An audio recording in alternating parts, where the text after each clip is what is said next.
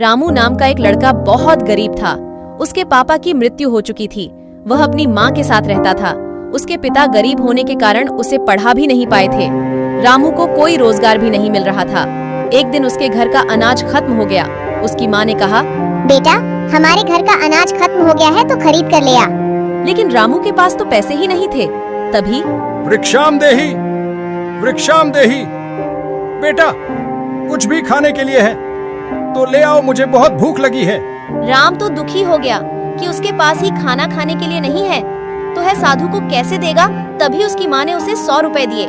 रामू ने उसे पैसे का अनाज लाया और उसकी माँ ने उस अनाज से खाना बनाकर साधु को परोसा। जब साधु खाना खा रहे थे तब रामू ने अपनी माँ से पूछा, माँ, आपके पास पैसे कहाँ से आए? घर में तो पैसे ही नहीं थी ना, तो आप पैसे कहाँ से लाई? बेटा, जो तुमने मुझे घर खर्च के लिए पैसे दिए थे, मैंने उसमें से 100 रुपए बचा लिए थे। यह सब उनकी बात खाते हुए साधु सुन रहे थे। उन्होंने उन दोनों से पूछा, क्या तुम्हारे पास भी पैसे नहीं है?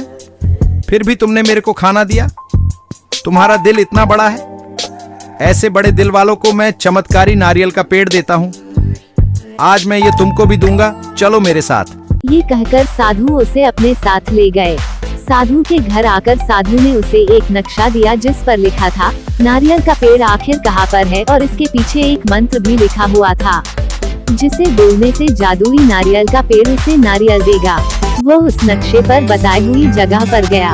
उसने वह मंत्र बोला और नारियल के पेड़ ने उसे नारियल दिए।